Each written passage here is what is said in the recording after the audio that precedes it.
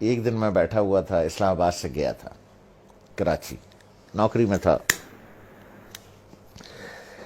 تو ہم امی کے کمرے میں بیٹھے تھے، وہ اپنے سامنے بیٹھی ہوئی تھیں،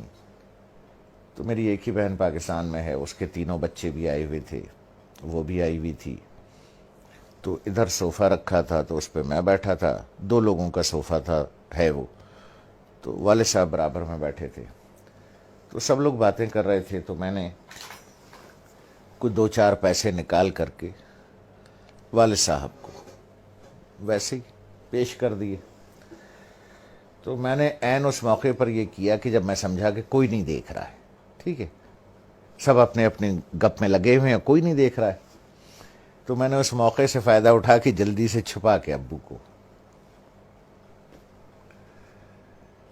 مجھے نہیں پتا تھا کہ امی دیکھ رہی، تو انہوں نے بڑے زور سے کہا دوبارہ دو، جیسے وہ ذرا سختی سے بات کرتی ہیں، تو مجھے یہ تو پتا چل گیا کہ انہوں نے دیکھ لیا، تو میں سوچ رہا ہوں کہ یہ کیوں کہہ رہی ہیں دوبارہ دو۔ ان کا نواسا ساتھ بیٹھا تھا، حمزہ، جو ماشاءاللہ 6.25 فٹ کا ہے، اس وقت 6.25 فٹ کا تھا، تو مجھے تو انہوں نے بہت سختی سے کہا دوبارہ دو، اور اپنے نواسے سے کہا حمزہ دیکھو ماموں نانا کو کیسے پیسے دے رہے ہیں۔ تو میں نے جیب سے جو بھی پیسے نکالے یہاں رکھ کے والد صاحب کو ایسے یوں کر کے چھپا کے پیش کر دیے، تو ابو نے اٹھا لیے۔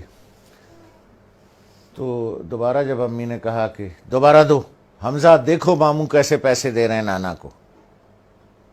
تو میں نے دوبارہ دے دیے، تو والدہ نے کہا کہ اب اسے بتاؤ کہ تم نے ایسے کیوں دیے۔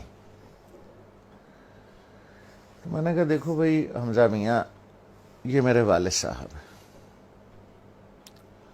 میں ساری عمر ان کے ہاتھ سے پیسے لیتا رہا ہوں،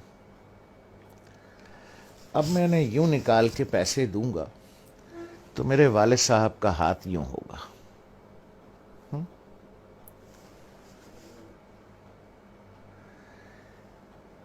اور وہ آدمی جو ساری عمر اپنے باپ سے پیسے لیتا رہا ہے، جب میں نے کہا اپنے بھانجے سے، میں نے کہا حمزہ میاں جس وقت ابو کا ہاتھ ایسے ہوگا نا تو میں تو مر جاؤں گا، مجھے ہارٹ اٹیک ہو جائے گا، میں زندہ نہیں بچوں گا کہ میرے سامنے میرے باپ کا ہاتھ پھیلا ہوا ہے، اس لیے بیٹا میں ایسے دیتا ہوں یہاں رکھ کے کہ والد صاحب یہاں سے اٹھا لیں، انہیں میرے سامنے ہاتھ نہ پھیلانا پڑے۔ جس طرح سے پرانے وقتوں میں بادشاہوں کو نظر اور نیاز دی جاتی تھی نا یوں کر کے، اور بادشاہ اگر قبول کر لے، اٹھا لے، تو وہ نیاز قبول ہو جاتی تھی، جیسے آج بھی مزاروں پر ادھر ادھر پیروں کو ایسے کر کے نظر دی جاتی ہے، پیر صاحب ہاتھ لگا دیتے ہیں یا کبھی کبھی اٹھا بھی لیتے ہیں، تو سمجھیے وہ نظر اور وہ نیاز قبول ہو گئی۔ تو میں نے کہا بچے جس وقت میں یوں کر کے دوں گا اور ابو کا ہاتھ ایسے اٹھے گا میں تو مر جاؤں گا بیٹا، کہ میرے باپ کا ہاتھ میرے سامنے پھیلا ہوا ہے، تو اس لیے میں ایسے کر کے نظر پیش کرتا ہوں چھپا کے کہ کوئی دیکھ نہ لے ہیں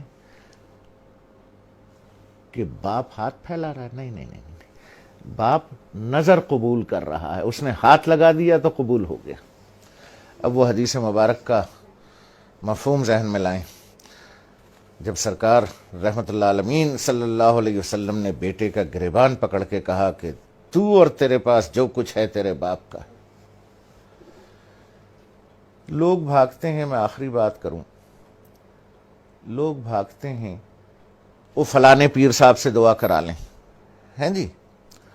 وہ فلانے مزار پہ دعا کر لیں، وہ پیر صاحب کا جھوٹا پانی پی لیں، ہیں جی، وہ پیر صاحب کی جوتیاں اٹھا لیں، بخشے جائیں گے، ثواب ملے گا۔ ارے یار 2 عدد پیر تمہارے گھر میں بیٹھے ہیں،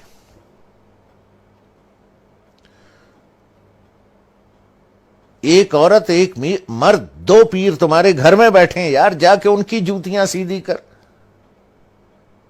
ان کا جھوٹا پانی پی، ان کے پیر دبا، پیر صاحب کے بجائے باپ کو نظر اور نیاز پیش کر، جا کے ابا کے جوتے پالش کر، ماں کی چپلیں سیدھی کر کے رکھ، دو پیر گھر میں بیٹھے ہیں، ان کو چھوڑ کے اللہ کو ڈھونڈنے کہیں اور جاتے ہو، شرم نہیں آتی؟